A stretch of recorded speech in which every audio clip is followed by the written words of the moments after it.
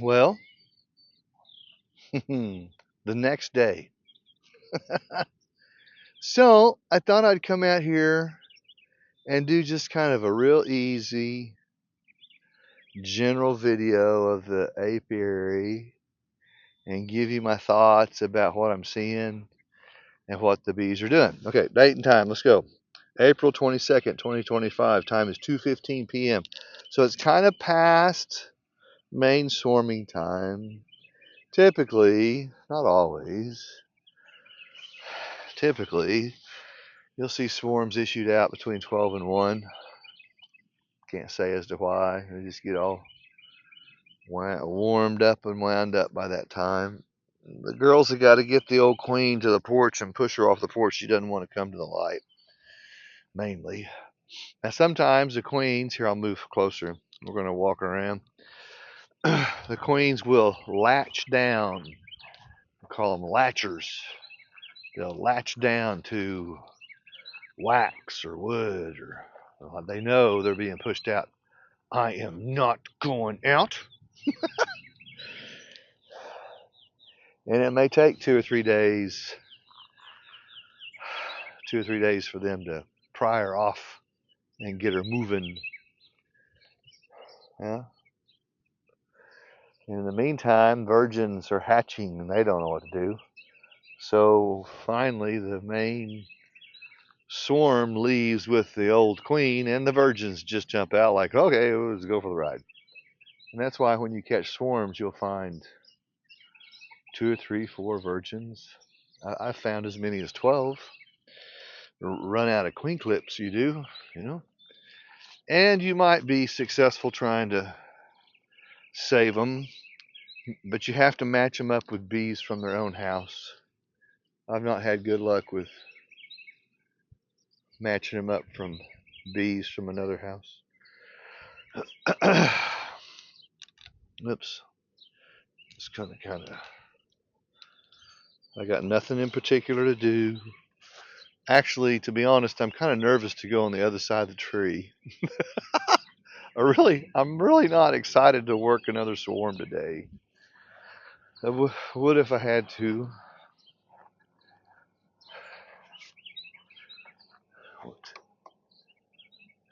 This level.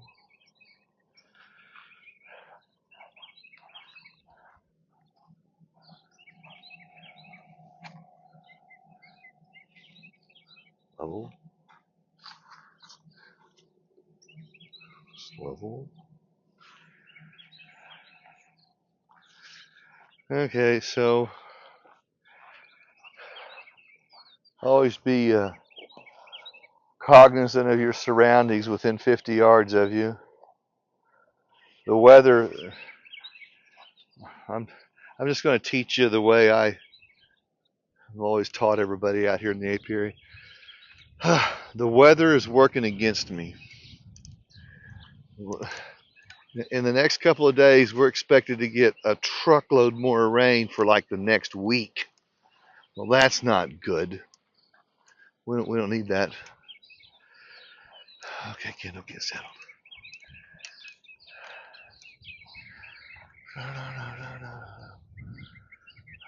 Oh, darn it. Okay. I'm gonna show you a trick. I wanna. Okay.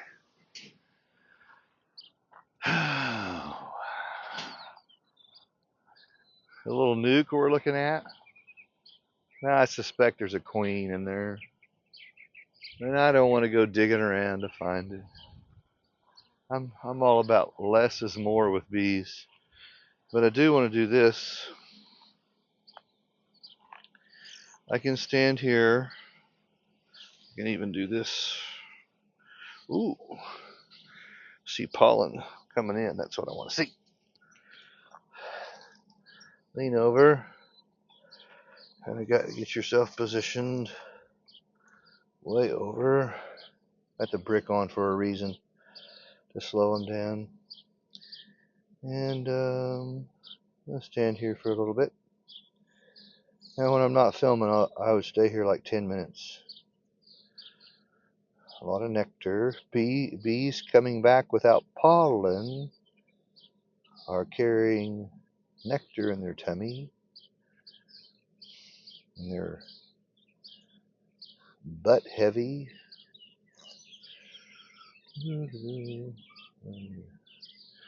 They're coming and going with a purpose. Bees without a queen, there's pollen going in. Bees without a queen are lost and confused and do meander around on the porch. They got no purpose. But a laying queen lays out all these eggs. In 3 days they hatch to turn to larvae, and the bees have got to feed them, so the bees have a purpose. Got that?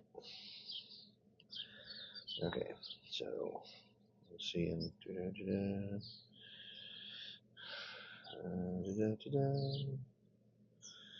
Oh, girls.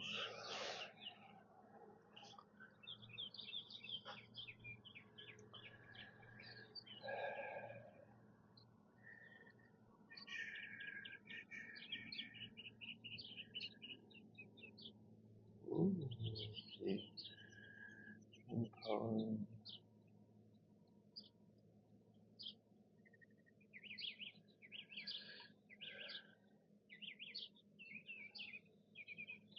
yeah.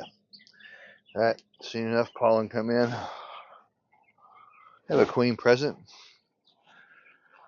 See how I did that? Not everything is so hard.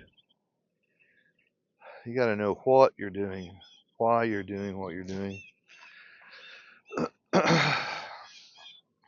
One of my next chores is to come out here and tear these dead outs out and clean them out or swap them out and put in a catch box in its place. Now, let's just say this is a good example. Okay, so here's my 8-foot beams, 4x4 beams, 2 beams, 1 cinder block, and a stall mat. That's the way I like to set them up. But normally there's no hive here in the middle. This middle is called the free zone, and it needs to be honored. Now we're not doing it right now because we're getting ready to make some changes, but we honor that free zone because we want to make splits or shuffles or flips or twists, or we need that sliding room right there. Slide a colony over, maybe change a box, whatever. You need that room. Because if I leave it like this, whatever changes I got to make, now I got to turn uncomfortably around to the side, put the boxes on something. It's a pain in the butt. So we will probably refresh this one, add new frames, and when this one is full, we will take the frames here and graduate them to a big girl box. This newt gets bumped off, and that box gets slid over. See that? It's just a simple hive stand strategy. But everybody comes in and piles in their hives in a big line and on the rails, and I'm like, now what are you going to do when you got to make changes? They just don't think things through. I like to have that sliding maneuver room. The bees should be coming and going happily. This is a smaller colony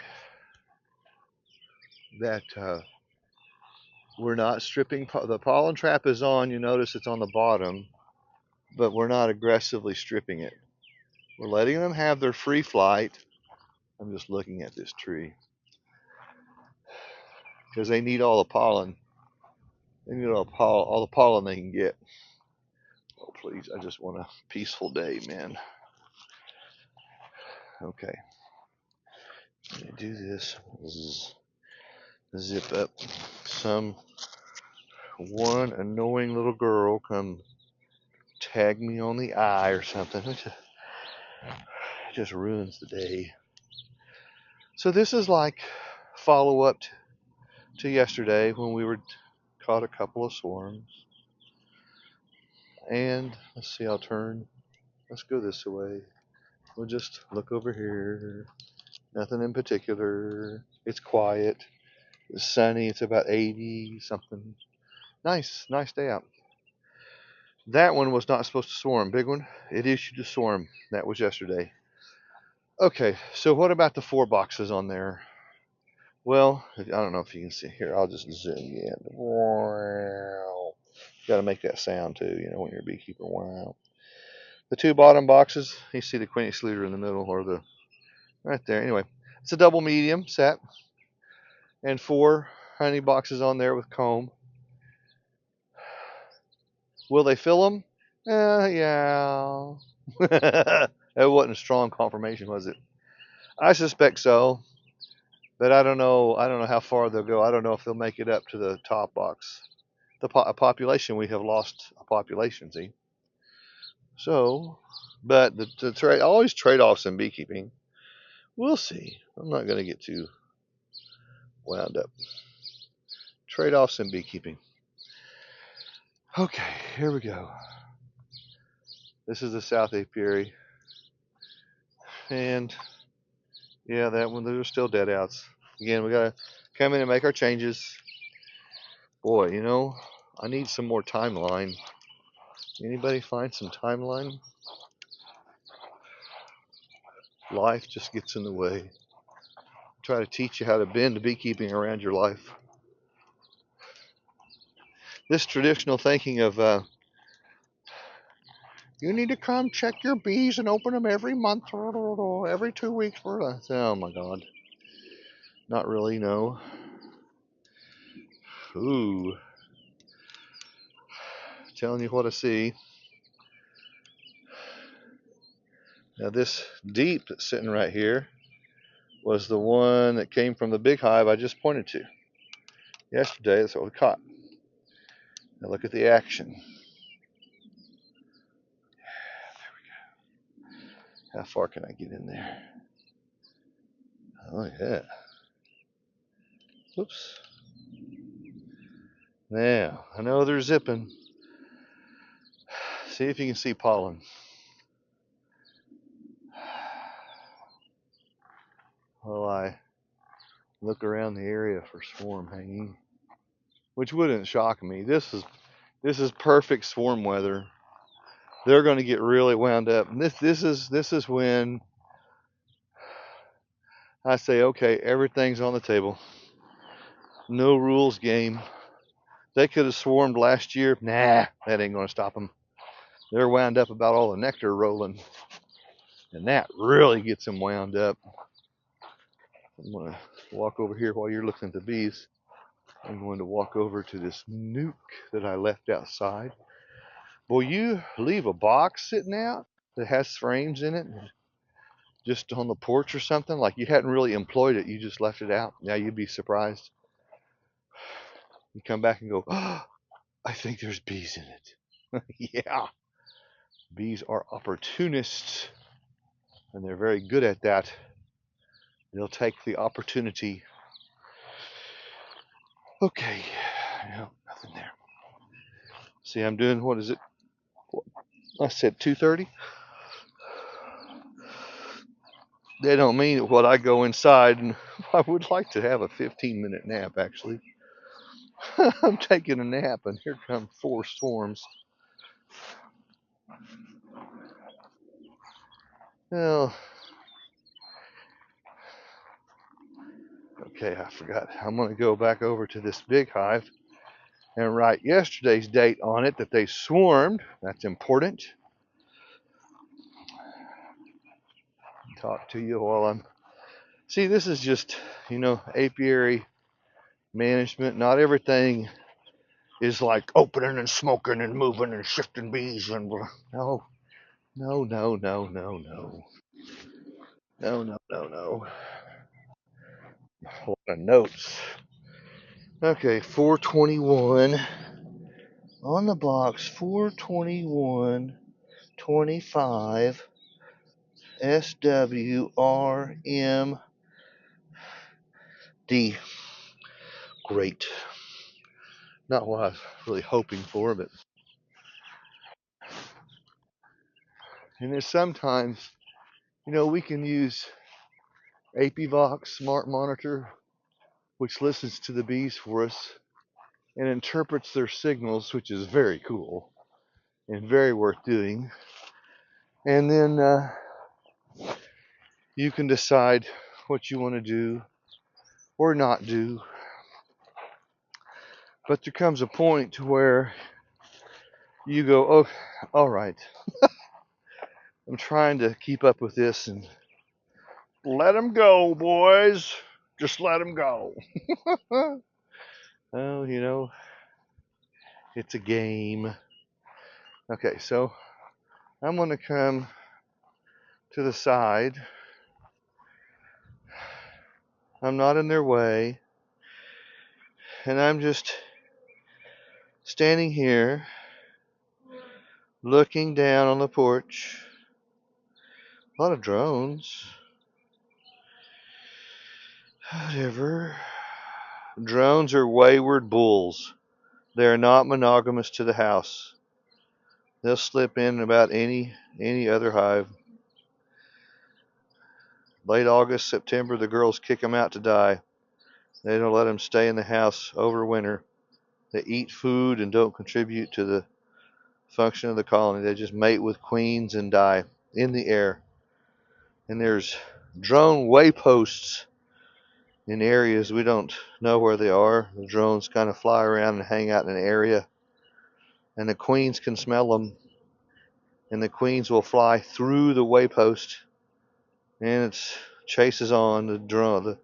It's survival of the fittest. The strongest drone to chase her down and mate her in the air wins, but as soon as he mates her, he dies in the air. So it's a one-time trick pony thing. And she may mate with 4 or 5 or 6 drones. She may go on 2 or 3 mating flights. That's her most dangerous time, is when she's coming back and she's fat and heavy, the queen, and a blue jay can snag her. Or she inadvertently lands somewhere nearby, not remembering which house is hers. And some beekeeper finds her and then catches her in a jar and goes, oh, good, I got a queen, that's awesome. Well, now there's a colony that doesn't have a queen. Tell me I wouldn't know that. I've never done that. Oh, you have to laugh at yourself. Yeah, I've made so many stupid mistakes.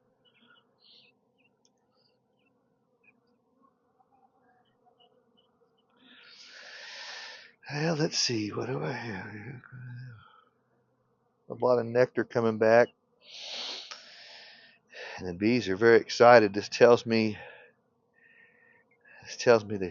they found a bunch of stuff. We're only like 2 miles from the high school, which is west of us. I'm facing south right now. And they, of course, football fields, baseball fields, soccer fields, lots of clover and all kinds of flowers. So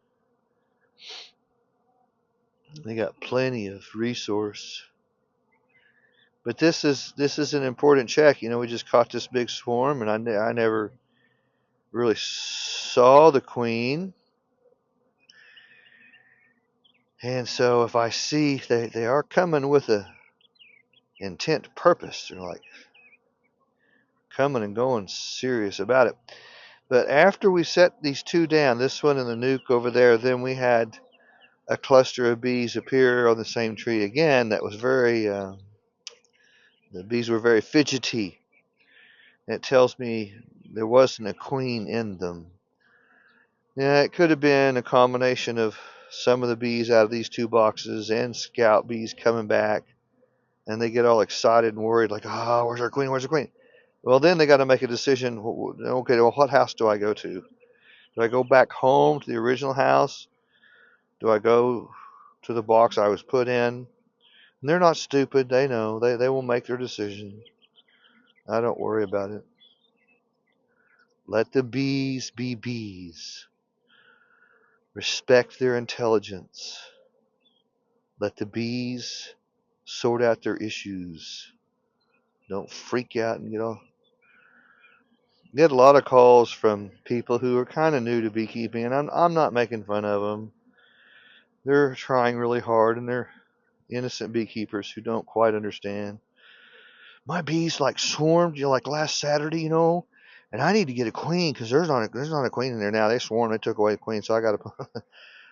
I try to teach them, I try to educate them. I said, well, look, they already have some queen cells pulled down. They're going to hatch their own queen. Now you can buy a queen. I will sell you a queen.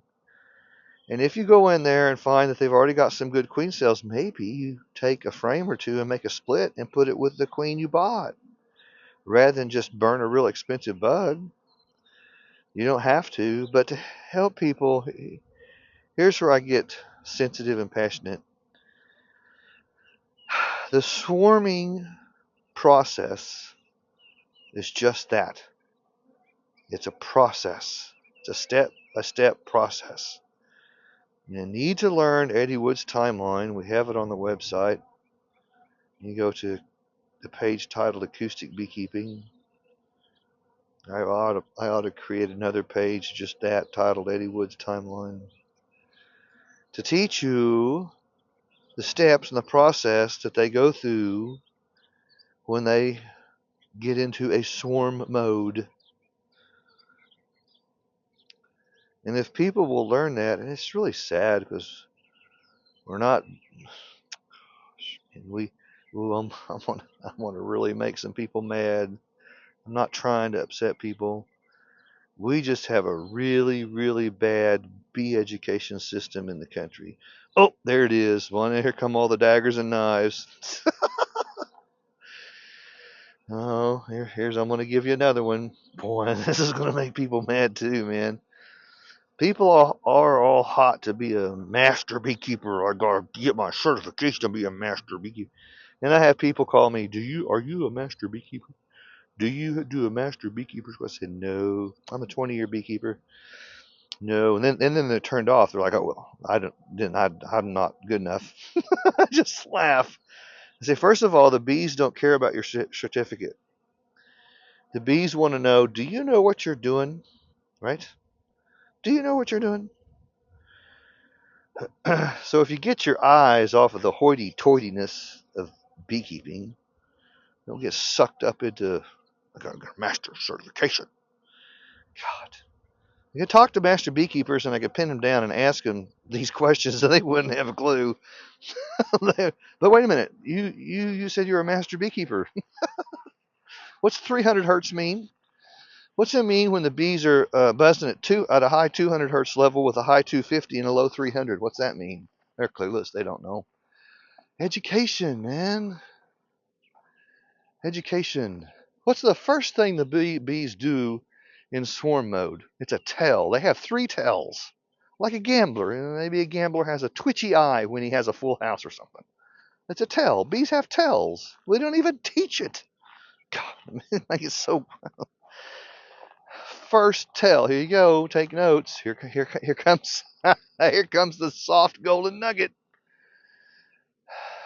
I don't think I have bees in my nuke over here. First tell. They pack up the drones. There'd be drone larvae everywhere, on top of the frames, in between the frames, not like in a normal patch of drones on the frame. I mean, everywhere. Now, why is that? Well, how long does it take to hatch a drone? 23 days. Think. 23 days. How long does it take to hatch a queen? About 16. How long does it take to hatch a worker? 21. Who do they start with first? The drone larva. A whole bunch of it, because they know they're going to split off and they're going to have some with them and leave some behind. So drones are important. That's a visual cue. Tell number one.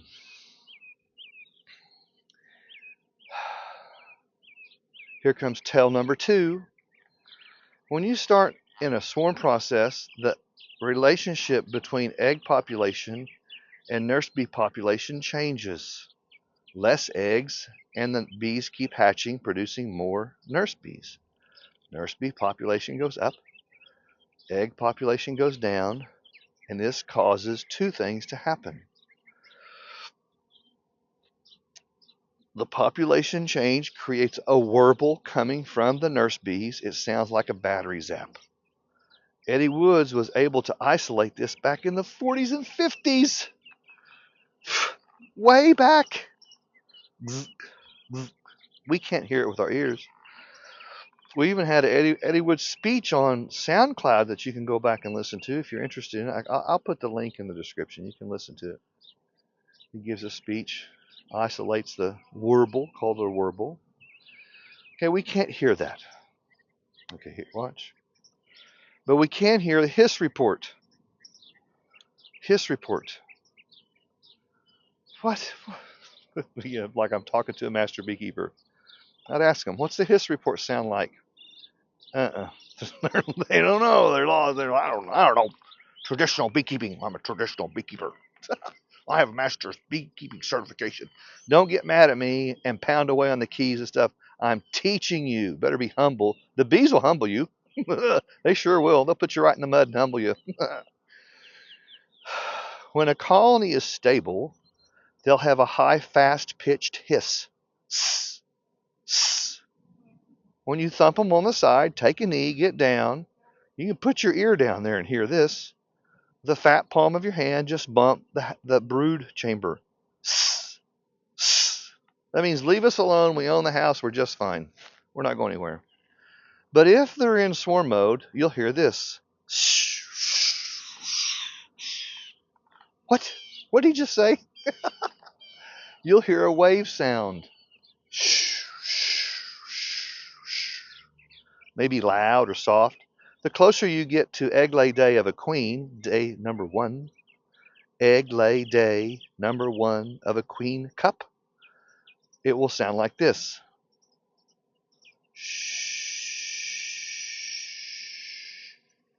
Like you're trying to shush a kid. A constant soft, I call it a moan. A few days before they're ready to leave, like when they cap over the queen cells, the queen cups get capped over day 6 to day 8, you'll hear this. Nothing. You can thump on that box 5 or 6 times and think, oh my God, I think they've all left. And you look at the porch and you see all these butts packed in there. They're about to go. They won't hiss report. They won't give you a hiss report. So the avoidance of a hiss is a report. They're getting ready to go. Within 24 hours, they're out of here. You can't go, well, next weekend I'm going to come back and split these bees. No, they're gone. They're leaving. I hope there's a master beekeeper out there, and probably they'll say, yeah, we already knew that. This whatever. I've taught hundreds and hundreds and hundreds of people, man. Even PhDs out of the colleges, and they just scratch their head. I don't know. I learned differently. I have learned a lot from European beekeepers. A lot. They're way, way ahead of us in beekeeping. The European beekeepers are. Oh my, how offended are you? Yeah, well, that's the problem in the country. We're so proud. We're just so proud. Better get humble. You better start. Well, I gave you the date, April 22nd, 2025, and we've already lost 1.6 million colonies in the country. What the heck? Maybe we need to learn, huh? Well, the pesticides and poisons aren't helping. We know that. We don't need a bunch of scientists. Why? I just don't know. Just all this stuff, spraying and stuff. Common sense to tell you is it's kind of overloaded there. Oh, on the soapbox, man. This was not what I intended.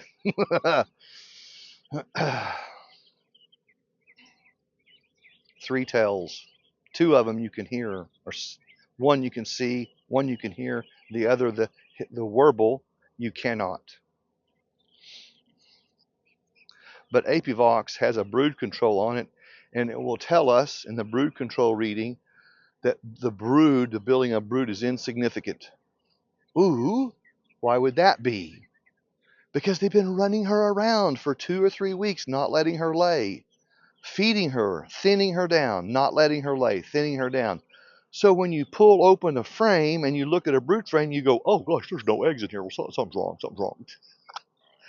No, that's normal. They're in swarm mode. They're not letting her lay, so you should not see a whole bunch of eggs.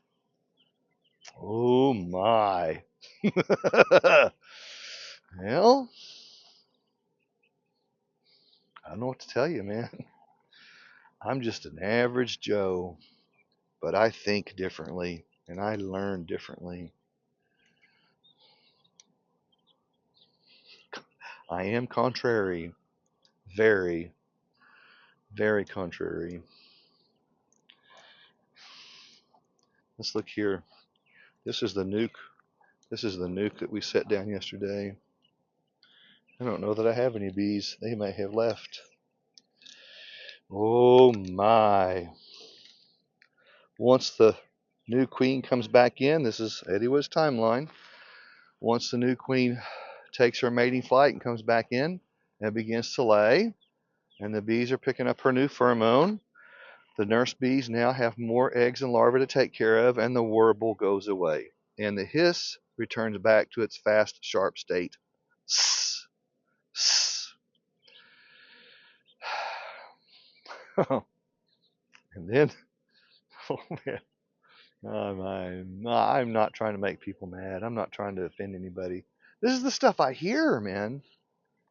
Do you have any scientific empirical evidence that that's what you're saying is true? I just laugh. Go out and check your bees, man. Why don't you go get a spy ear? It's a kid's toy on eBay for like $7 to $10, and it's very sensitive. It's a very cool tool.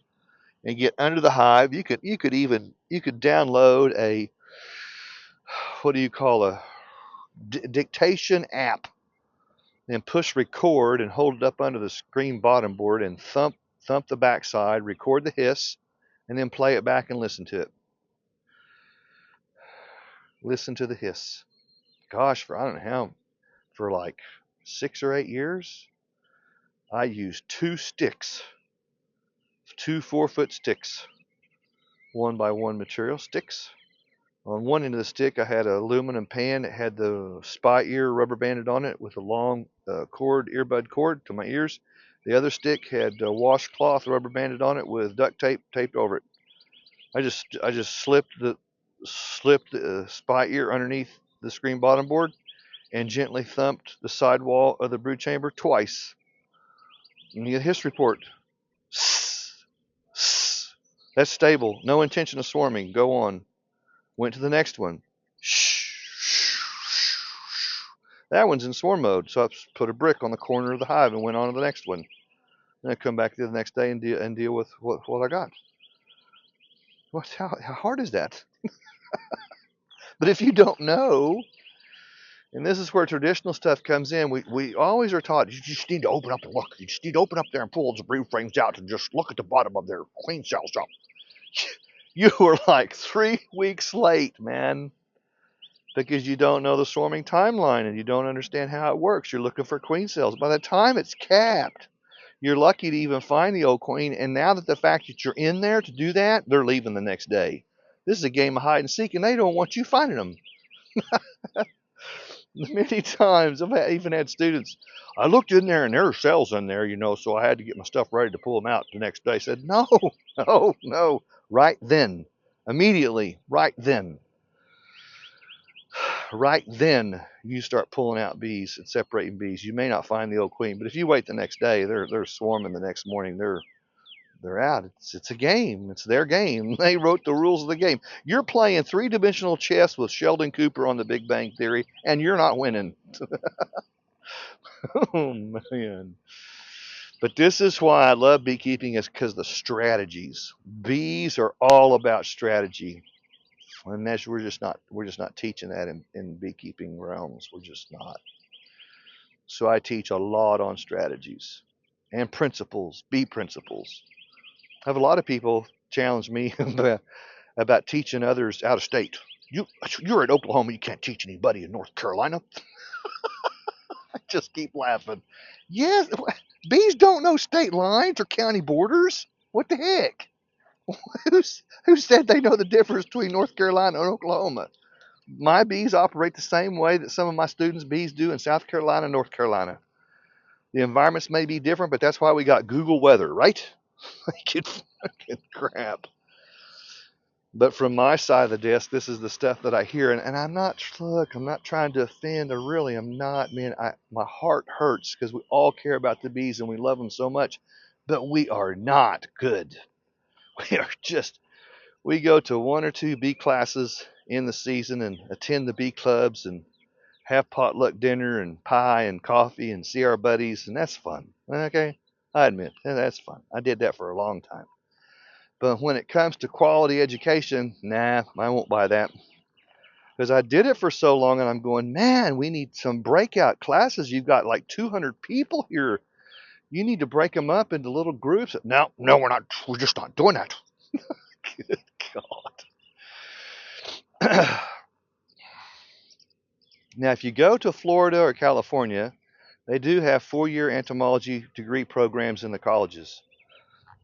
You want to pay the tuition to go to Florida State? Uh, I think Colorado University has a big entomology department. Look, I'm not saying they're not good. That's not what I'm saying. Man, something simple like Eddy Woods timeline for swarming, that's elementary. Every time I teach it, people go, "Wow, where's that? Where did you get that? That's old school. That's from the 40s and 50s, man. Thumping. Where's this his thing? What is that? This is old school beekeeping I'm talking about." Oh man, God darn it! I know this video is gonna. Before you get really mad at me, just slow down and take a breath. Uh, I don't know what to say, man. I read and learn and research. Oh, here's one for you. I hope I'm doing good. Telling you truth, teaching you truth.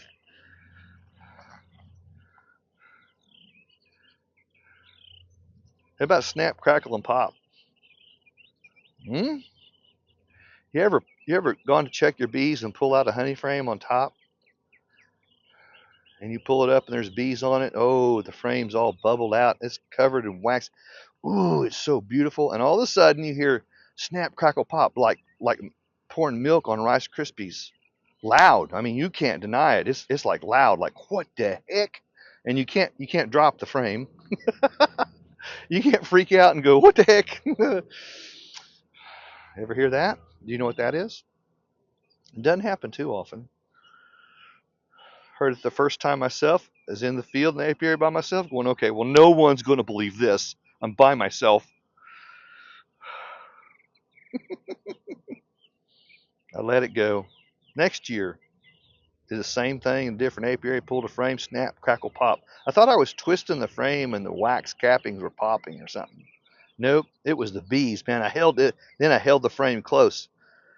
Are the bees? Are they snapping their wings? What is this? I couldn't tell. I can't tell. They got such minute movements, you know.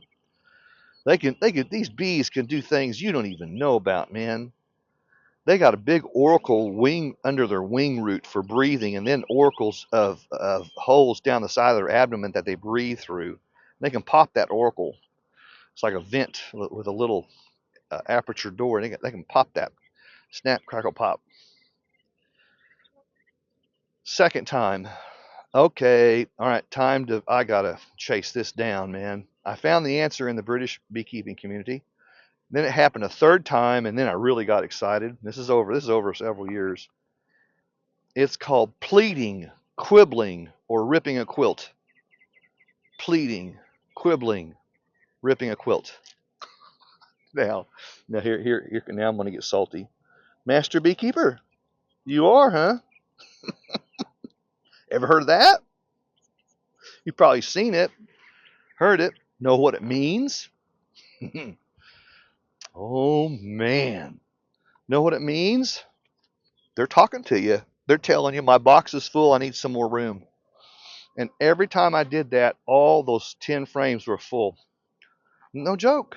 That's what that means. Pleading, quibbling, ripping a quilt. We're ready for the next box, beekeeper. Scripture says ox knows its bin. The bees know the beekeeper. Have no doubt about that. We're not pets. These aren't pets. We just have this symbiotic relationship. They know who I am. They smell me and they hear me. They're not. I'm sitting here in front of the hive. They're not bothering me. I'm not going to be stupid and open them without smoke. I'd be mad at you too if you did that to my house. But they have a way of communicating to you, hey, we need some more room here. Pleading, quibbling, ripping a quilt. Have you learned anything yet? I've been on here for 40 minutes. How many golden nuggets have you picked up? Oh man, I got a truckload. I just love teaching. I'm not any better than anybody else. I just think differently. That's the only difference in me and anybody else. Hey, if you want to be a master beekeeper, go for it. Do you think your learning stops? You got to be kidding me. I could have a master beekeeper class out here and just take them right to the floor. Look, it's not about foul brood, mega foul brood mites and what do the bees do? What are they doing? What's it mean when they do this? What's it mean when they do that? What's the HIS report mean? What's Eddy Woods timeline mean? Pleading, quibbling, what's that? It's a snap, crackle, bite. You probably hear snap, crackle, bite and you just ignore it. I don't know. Just put it back in. Smart, smart, smart they are. They're like little horses in the air. But because they're a little insect, we just blow them off. Nah. Goodness, heaven's sakes, man. No, I've been 20 years doing this. I have seen so much cool stuff. Just cool stuff. Okay, here's another weird one for you. Had an observation hive in the honey hut. I'll even look at. Oh, this is cool. Wow, yeah, this is cool. What's this? Bring you back out. And I'm gonna spin you around.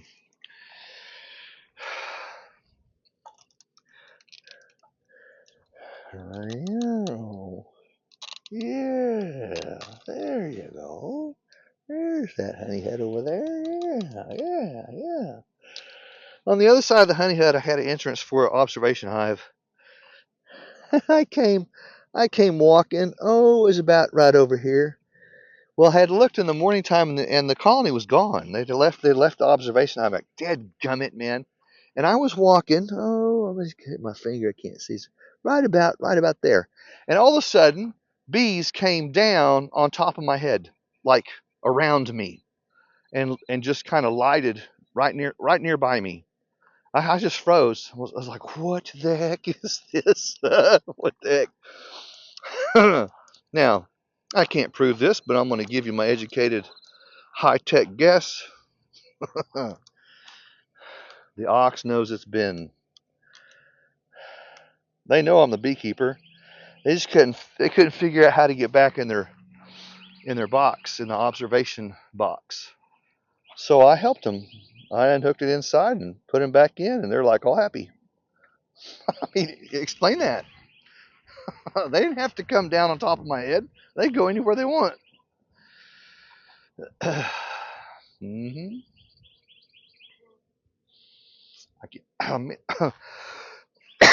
Many times, and I wished I'd taken better notes. Let me check the tree over here.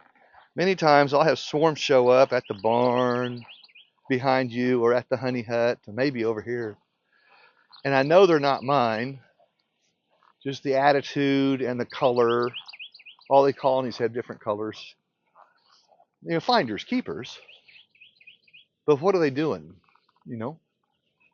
Don't be offended by me, man. I just am passionate. I'm a passionate, gregarious teacher. They're coming into the neighborhood to look for an opportunity. They smell your bees. All your bees in the apiary are scent bombs. They smell them. Well, common sense says, hey, there might be an empty hotel here. Yeah, they're moving good today. So give them some open vacancies. And that's my next bee chore is creating some open vacancies.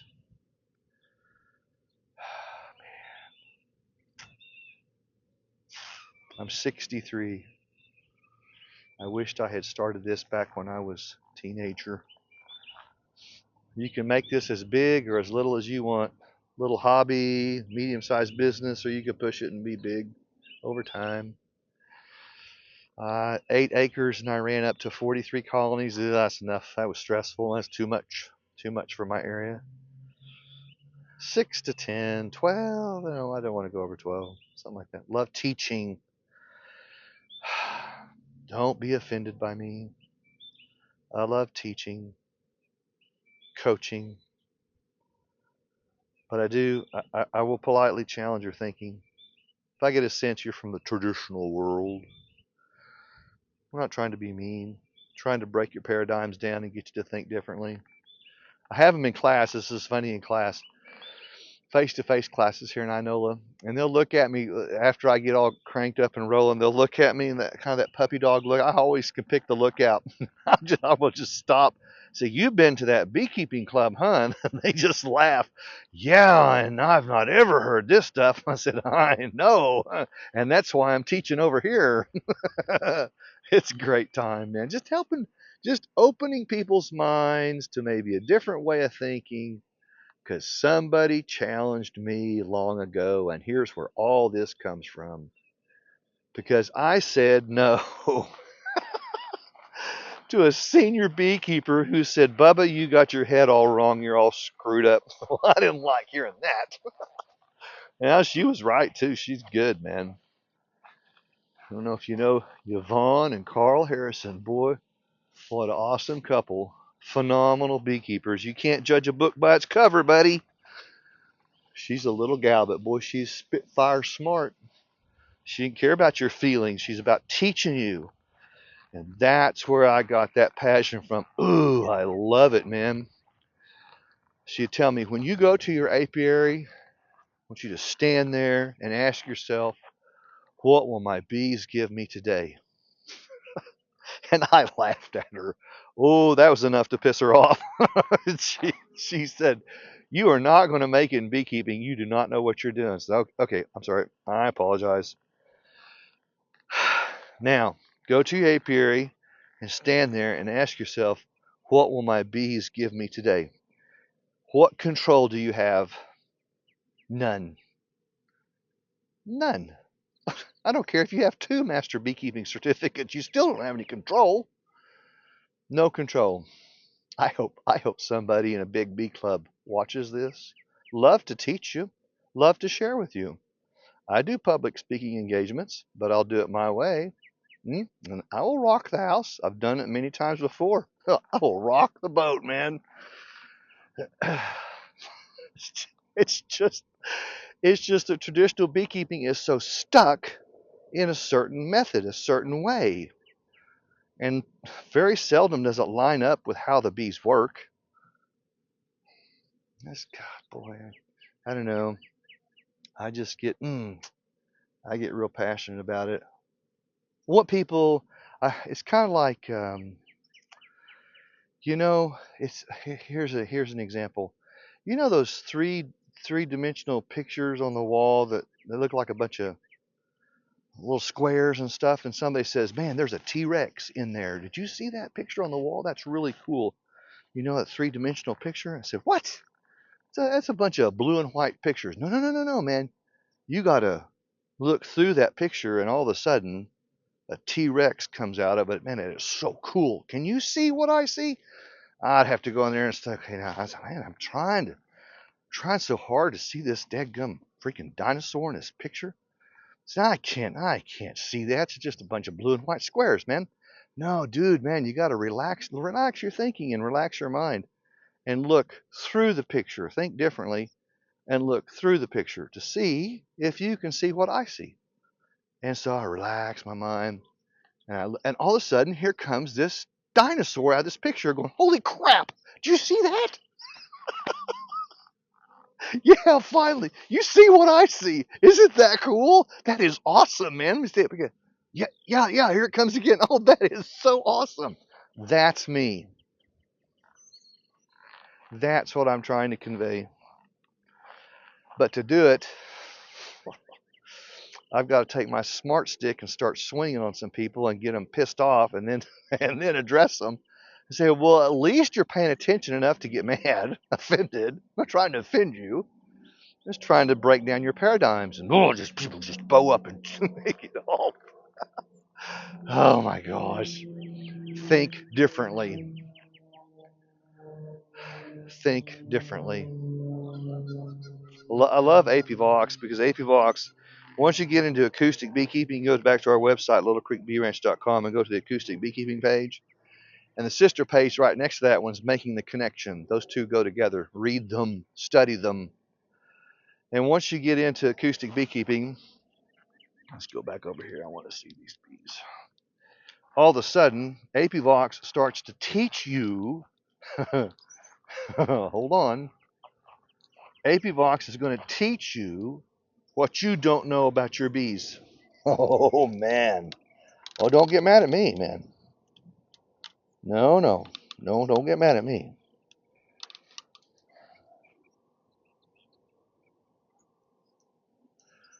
No, no, no, no.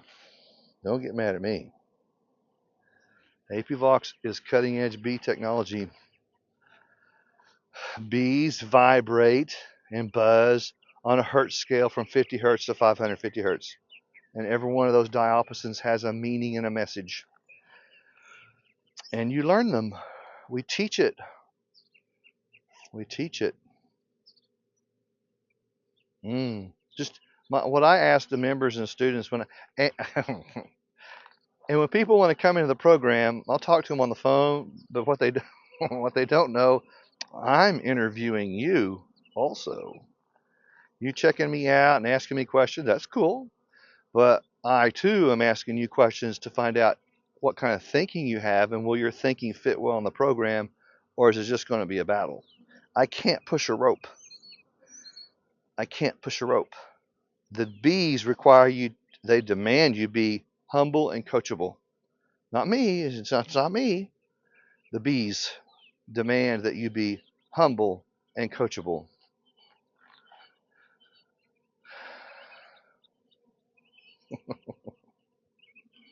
I tell you, like my mentor told me, you won't be any good. Ooh, that's enough to upset people. Sorry, it's not me, it's the bees. You don't know what you're doing. You're just running on pride. Well, that won't help you. That won't help you in beekeeping. Oh, man.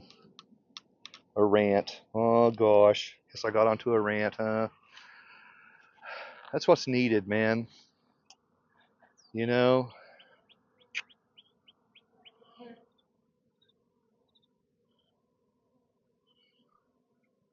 Uh, I've thought often about calling some of the bigger colleges, maybe Colorado, Florida, talking to some of the PhDs if I can get a hold of them. I'm a nobody, man. But then trying to twist their ear, look, think differently. Think differently. You're welcome to come out here and spend the day with me. If I can go on a little vacation trip and give you a little class, I can write the trip off and you get the benefit of the class and information. I'll give it to you for free. Ooh.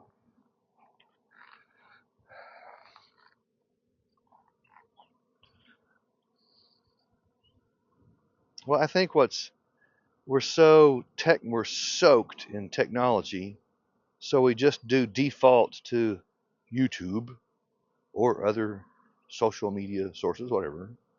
Okay, yeah, yeah, okay. And that's where you are now watching YouTube. Okay. But man, when you have somebody who's seasoned and is knowledgeable, they're priceless. Some of the best students I've ever taught, they'll say to me, out here in the API, they'll say, Kendall, tell me, what do you see? What do you see? What are you looking for? What are you looking for? Great, smart questions. I don't want to hear about your bee stories. You need to be learning. You need to be asking more questions. I hope the person sitting on the other side of this is in beekeeping and they've heard this and they go, holy crap, I've never heard any of this. Yeah, you're missing out. Right, right. That's why we wrote 8 different ebooks, 14 different Zoom classes. I don't know. I keep pouring and teaching, man. I used to have a passel of students come out the apiary. Sometimes I will have members come out. But there's times where I'll have 6 students around a hive, and all of a sudden I know my bees, and the personality of the colony changes, and they get all wound up and tense, and they're uncomfortable, and it tells me they can count, and you're not my beekeeper. What are you doing? Just laugh. Dang, smart. So I don't so much bring lots of people around. We'll try to run a couple of classes, but we'll keep them rather small. We don't teach anybody that's not inside the personal advisor program. Used to.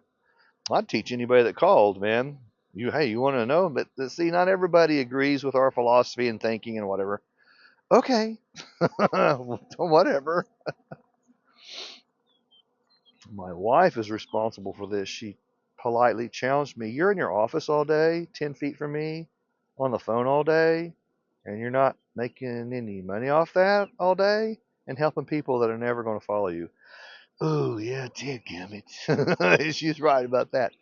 She said, why don't you create a program and teach the ones that like what you do and just charge them a little bit? I said, oh, brilliant. Well, she's a sweetheart. She's just got a smart head, man. Brilliant. Love it.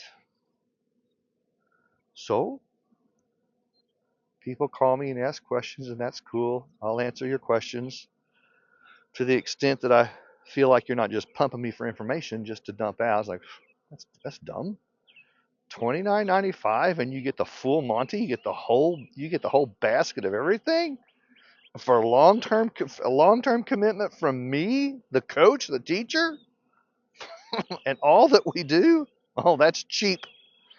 Lot of people say, you're just too cheap.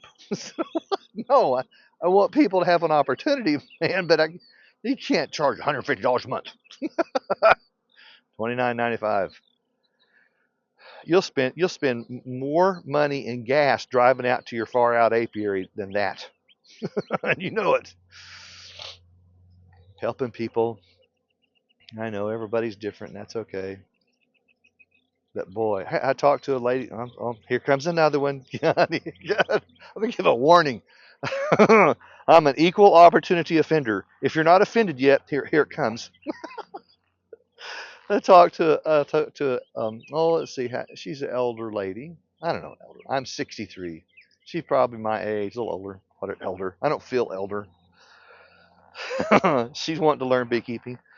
Been trying to use this oxalic acid vaporing, and well, that's just really strong stuff. It's like got a bad rash on my arms and on my face, and I'm supposed to wear the mask or something, and I didn't, and well, it's got it all over my arms, and boy, it's uncomfortable. mm, mm, mm. My heart hurts. I said, no, ma'am. No, ma'am. We don't teach that. We don't do that. Anything you do in beekeeping that requires a respirator, you should not be doing, period. Period. Boy, I will not come off my hours. Period. That's just dumb. I don't care. That's just dumb. This kind of stuff is going on. I'm going, man, you got to be kidding me. All we've ever done is essential oil strategies, and we learned that from a senior beekeeper with 60 years beekeeping. Ray Crocker out of Spartanburg, South Carolina. He's since passed away. Fortunately, I came into beekeeping in 2005. I found him in a bee culture article in 2006 about essential oils. Didn't understand it, read it twice, still didn't understand it. So I called him. When he answered the phone, he hung up on me. I said, dadgummit. Called him back. I pleaded with him. He said, young man, if you want to talk to me about bees, you need to say bees, bees, bees. That's my code word, because otherwise I think you're a salesman. I get too many sales calls, I'll hang up on you. I said, okay. And that began a relationship for the next, 7 years, 8 years, whatever. I'd call him, I'd say, bees, bees, bees. He just laughed. He's an old South Carolina mountain boy, and he was awesome. Awesome.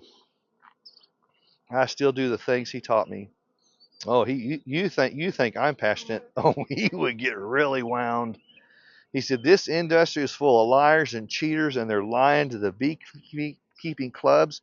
They're getting everybody to believe that they got to use MAC strips, mite away pads, Kumafos pads, all this chemical and pesticide crap. No, absolutely not. We don't do that. Not going to do that. Haven't done that for a very, very long time. I'm not poisoning my bees. Have you had enough? Let's see, I love the program we teach because it thins you right out. It thins out the people that just can't accept these ideas. Their paradigms won't bend. Well, okay. You have to at least find somebody that you like, agree with, but I won't compromise. Oh man. Here comes another one. Oh man. I had a student ask me one time, Kendall, out of all the classes and subjects you teach, which one's the most controversial? Oh, that's not hard. I laughed and said essential oils. Oh my God, it just lights people up. I don't know what it is. It just sets them on fire, man. One day I was teaching essential oil class. I think there's only like 6 people in the room. I got to have 4 people in a class to make it go. And in the front row was a retired greenskeep master. He was a master greenskeeper of a big municipal golf course, and he knew all of his pesticides and grass chemicals and all the stuff he used. And the back row was an OU graduate working on his thesis on neonicotinoid pesticides. Legitimate topic, very interesting. Buddy, they exploded. They stood up in class screaming and shouting at each other. I had to raise my voice and tell them to shut up and sit down. We're not doing that. That's why we're teaching. Sit down. Stop that crap. Wow. Whew, man. Look, if you aren't certain, and you want to try something, I can understand. You got to have the room. If you only have 1 or 2 colonies, that's not room to experiment. But if you have 10 or 12 or 15, you can play with 1 or 2 colonies and experiment. But what I say to people is, look, don't try stuff on your own. You're just reinventing the wheel, man. I mean, at least we wrote a book on essential oils, $40, and you get the strategies and recipes in it. Go spend $40 and go study, and then try some of this on your own. And then people they've asked. I hear this question a lot. Do you have any empirical scientific studies? I just come right back at them. Use your own. Test your hive. Grease a mite tray. Put it in. Try a strategy. See what falls on the tray. Just you're not going to ever clean out every single mite. You're just not going to do that. We'll knock it down so the bees can kind of take over. Oh God, boy, all of a sudden, boy, I'm on fire now. Oh my God. Let's see. I have one dog. Her name's Missy. Miniature Aussie Shepherd. She's smart as a whip. We treat her like a kid. She acts like a kid too. She rebels like a kid too. We tell her it's time to go to bed. She just stomps on down the hallway. Clump, clump, clump, clump. Oh, it's hilarious, man. When she has fleas, I don't roll her over and start counting fleas. She starts scratching a lot. When bees have a lot of mites, they start slowing down a lot. When other colonies are moving and zipping and going, the bees slow down a lot. But the traditional world, they get all wound up in, we need to shake bees off and put these bees in this can and put in some window washing fluid and shake the bees off and kill the bees and then count the mites. Good God. Tradition. It's tradition. You have mites. And if you have mites, you have beetles. My question is, what's your strategy? Look at the back side of the pollen trap. What's your strategy? What are you going to do? What are you going to do to reduce the load? Well, you can't do anything when you're putting honey on. Oh my God. Oh, hey. I just harvested. You see this? I won't show you that. Traditional world says, if you're supering up for honey, you can't apply anything. Oh my God. Paradigms. Well, yeah, we can. We can use wintergreen grease on the brood chamber. We can powder them with powdered sugar. We could slip in a plastic drone comb in the brood chamber and let the queen lay up some drones. The mites prefer drone larvae over worker larvae 9 to 1. That's your scientific empirical evidence. That's already been proven. I can give them a wintergreen drink. I don't do all that at the same time. That'd kill them. Use common sense. Use one strategy at a time. Depends upon what we're doing. We have answers, even when we're supering. Okay, here's a story. Let's move again. I'm going to keep you moving. Let's go back over. Oh, here's a story. I'm going to make fun of myself. Take the pressure off everybody else. I've probably pissed off the whole beekeeping industry now. Oh my gosh.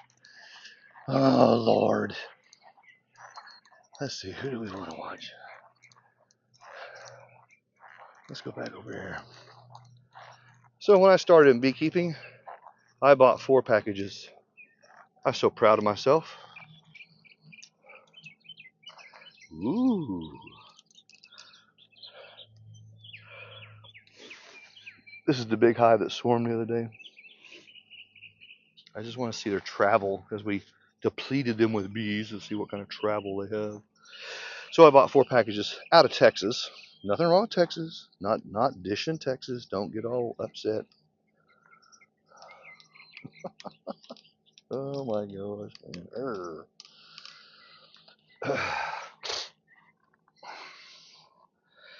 4 packages. And I did my research, I read them, studied them. Yep, this is what I want. The ad says they're mite resistant. Yep, that's it. I'm going to get me some mite resistant bees. Yeah.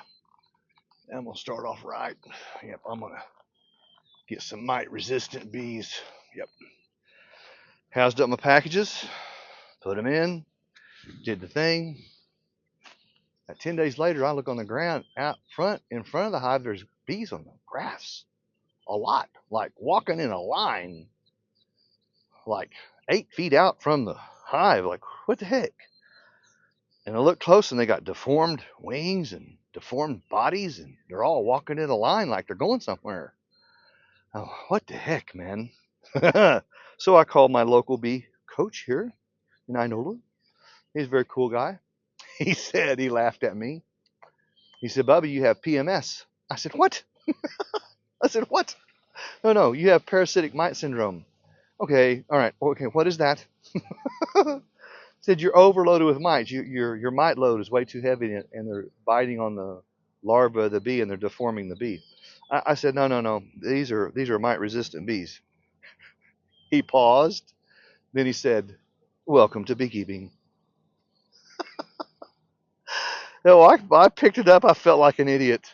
Like, God dang it. It's called an ad ploy. I felt like a moron. He said, Kendall, there is no such thing as mite resistant bees. I don't care what strain. There's some bees that are more hygienic than others, but all bees are going to get mites. It's how the bees handle the mite load. It's like, great. God, I just feel so stupid. So I applied application of wintergreen grease like my coach and teacher told me, out of South Carolina. Not in Oklahoma, in South Carolina. In 10 days, the bees were all cleaned up and they were hooking it off the porch, and I didn't see any more crawling, deformed wings or bees in the grass, and I went ahead and supered them for the summer and took off honey. What? But you said you can't do that. You can't super up anything when you put so on. I said, oh, God. Paradigms. They'll really, really hurt you if you don't have the right thinking, if you don't have the right skills.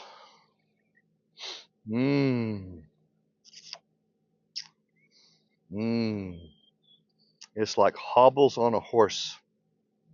You could do a whole lot better. You just have to change your thinking. I'm going to have to give this video a special title, man. Fiery Rant. Something.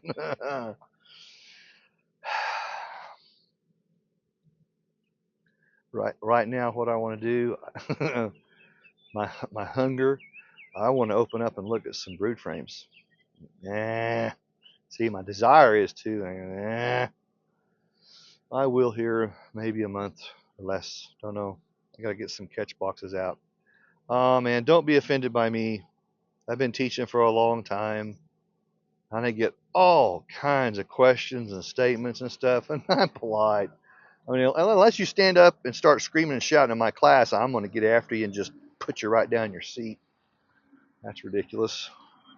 But I just, we all say we love the bees and care, but I know there's a million ways. I know, but there is some common ground, some things I think are what I call non-negotiables. You mean to tell me you don't want to learn how the bees are communicating, talking to each other? You you're not interested in that. That's a non-negotiable to me. That's elementary, man. You don't want to be eavesdropper and listen in to their talk about they're going to swarm in 2 weeks. You you don't want to listen in and hear them talk about all the honey that's been capped over and it's ready to be taken off. You don't believe me. See, you've not learned from us. This guy's just full of a bunch of sand. I had I had one phone call from Australia. No, it was a text from Australia. They were talking about Apivox. And this guy said, you can't teach me anything about bees. I've been doing this for 50 years. I didn't even answer it. I just laughed. And then 2 weeks went by, and I get this message from the same guy. Hey, can you tell me how that Apivox thing works? How's that? Is that pretty good? How's that work? People, I get more intrigued with the antics of people than I do with the bees. They kind of go together like peanut butter and jelly. The stuff that people say and do in beekeeping and how they're learning beekeeping, I'm like, God dang it. God dang it. Oops. G rated. Be careful. I'll leave you with another one. I had a call from, now I don't know, maybe some of you know, there is a special event in Bozeman, Montana. It's an international event. I can't remember the name of it. It's pretty big, pretty hoity-toity. You got professional beekeeping speakers coming in from all over the world. And apparently they heard about us, and I get a phone call from them. You're invited to come out and speak about your, he said, what did he say? Your little thing there. I laughed. That thing, he couldn't remember. I said, you mean Apivox? Yeah, that's it. Yeah, that's it. You're free to come out here and talk about that, if you want to. I said, oh, where are you? Bozeman, Montana. I said, oh, that's a drive. I said, well, I had to think. He said, well, the registration fee to come to this conference is so much, and then your fee to speak is so much, and then your fee to. But I said, wait a minute, you want me to come speak? I charge per miles, or you can buy my airline ticket, one night stay in a hotel and a dinner for my wife and I, and a nominal speaking fee. He said, no, no, no, no, that's just not how we do it. I said, well, that's not how we do it. I said, thank you. Good grief, man.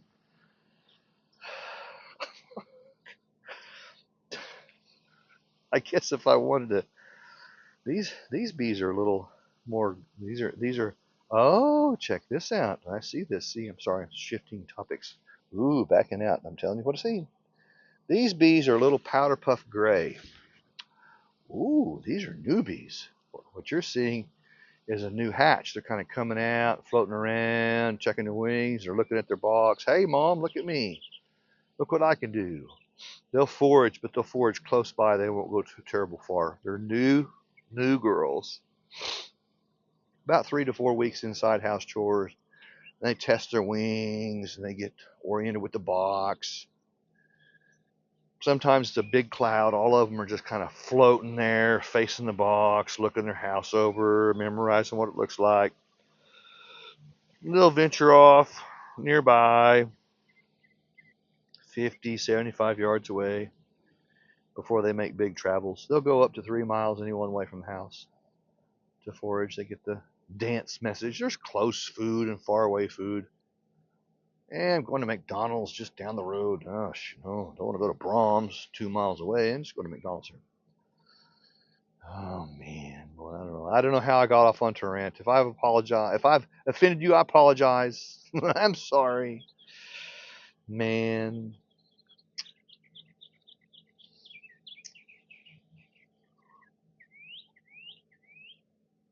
You can get on YouTube and you could look up beekeeping in the 1930s, some old beekeeping video stuff. Yeah, that's pretty cool. The old ways, old films that have been restored, and then you can view them. That's cool. European beekeepers, some of them will have big nets they'll stake down and put over the front of the hive and put a pole out here in the front. And the beekeeper in his chair with his pipe, he can just tell the bees are about to swarm, so I'm going to sit here and watch them, and they'll swarm and come out, and they'll go right up into that net. And when they're done flying out, he'll swirl the net shut and go over and dump it in a box. That's pretty slick. Pretty slick. I've never seen an American beekeeper do that. No. You'll learn a truckload from the European beekeepers. I have. Oh man. Oh boy. You ever heard of a product called Gaucho? Oh, I have to be careful. I'm gonna get sued if I'm not careful. Go study that one on Google. Gaucho and beekeeping in Europe. Yeah, that's a shock. Man. In our essential oils class and the essential oils handbook, we show you where you can go find pesticide footprints on the government public site. And you can look at the pesticide footprints of some of the neonicotinoid pesticides, metacloprid. There's 3 of them I'm trying to think of. I can't pronounce the names. I forget them. And it started up in about 2006, 2005. Then that's about the time we had colony collapse disorder. Huh. Hmm. Are you picking up what I'm putting down? You can just see that footprint of those neonics just grow and grow and grow, particularly on the I states, Illinois, Indiana, and Iowa, corn states. Oh, yeah. I show that in class. It's a public site. It's a government site. You can go look at it. And now you tell me that's not having an impact on the bees, plus all the other garbage we use. You can go to Lowe's, Home Depot. I'm sorry, I should say big box stores, whatever. Look at the pills, poisons, and pesticides. Our country's addicted to that stuff, man. And we wonder why the bees are suffering. And you want me to put in pesticide strips? Here, I'll leave you this last one, then I got to go. Oh God, I review all these films before I post them to make sure that I haven't made any major error. I'm gonna have to doubly review this one. I may get to call my family lawyer and say, Joe, get a letter ready, Joe. God. Oh, I did a speaking engagement. Oh, where was it? I want to say Enid. It's been some years back. Spring conference on essential oils, man. that and Apivox. 200 people, 180 people, something like that. Hey, I'm just as gregarious in front of 200 as I am 2. It doesn't matter to me. I don't have any butterflies. I'll rock them, man. I asked them. First, here's my intro. Hey, thanks everybody for letting me come out tonight. I appreciate you letting me come out and speak to you and kind of challenge you and teach you some new things and stuff. But I do have a courtesy warning. I'm an equal opportunity offender, so don't be mad at me. That's a good icebreaker, yeah. And I follow it with this. How many of you want to get off the pesticide train? Oh, God, every hand in the room goes up. I said, great, man. We're going to find out in 10 minutes how serious you are about that, right? And then I start teaching. Oh, you hear a pin drop. I mean, it's so contrary. It's like, what? Essential oils on bees is not new. It's been done for decades. It's just the redheaded stepchild to the industry. People, they just get so wound up. You know, you're over the target when you're taking flack, right? It must be a righteous thing. It must be the right thing.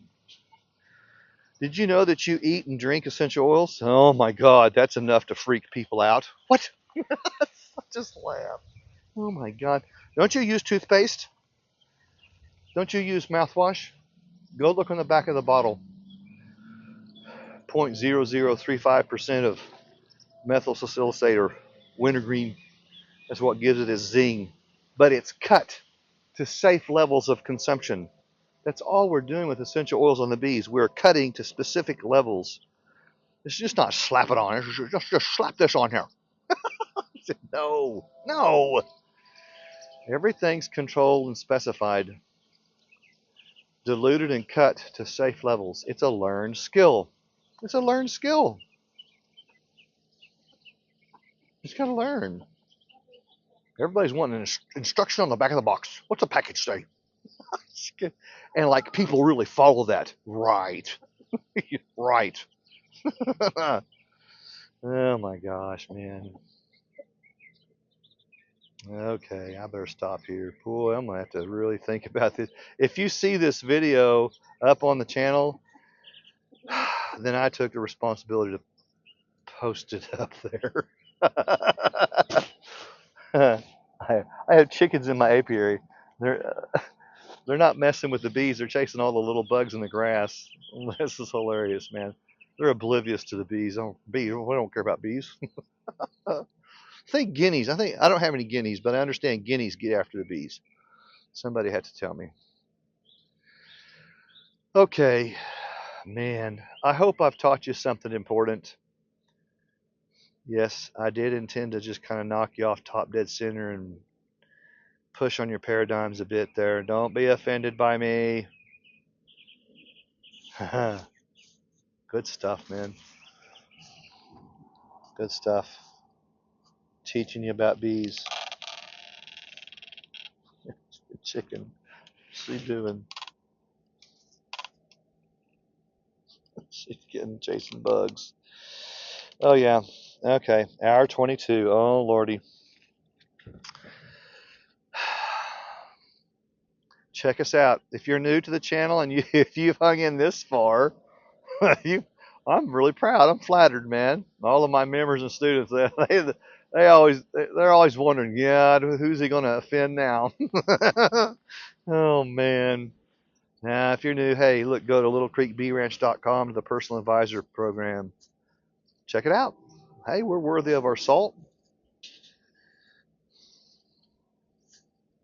Our uniqueness. That's another popular page. Our uniqueness is just bullet points of things that we're known for nationally.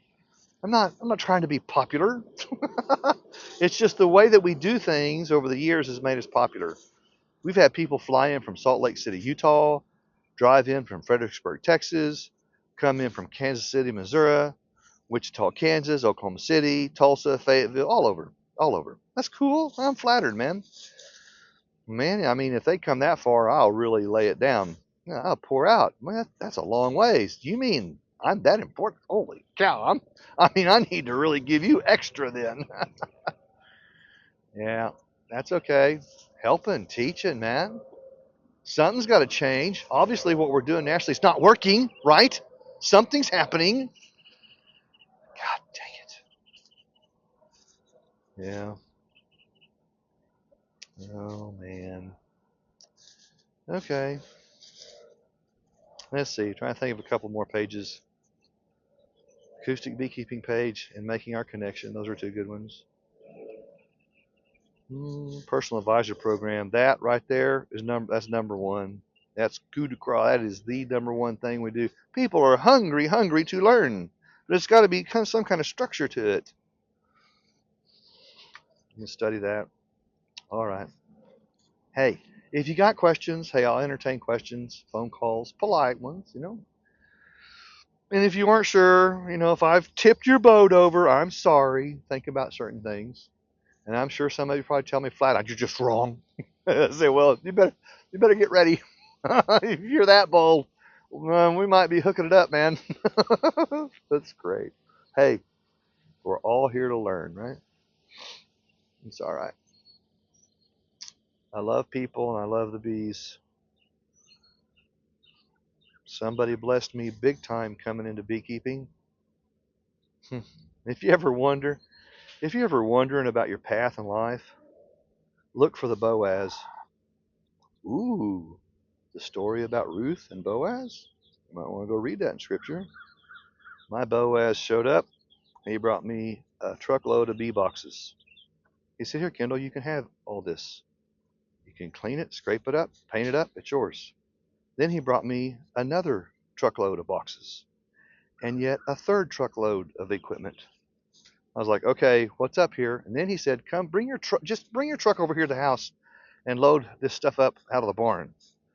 What the heck, man? All for free. And then he showed up the last time, let's see, in the back of his truck was brand new lockers, metal lockers.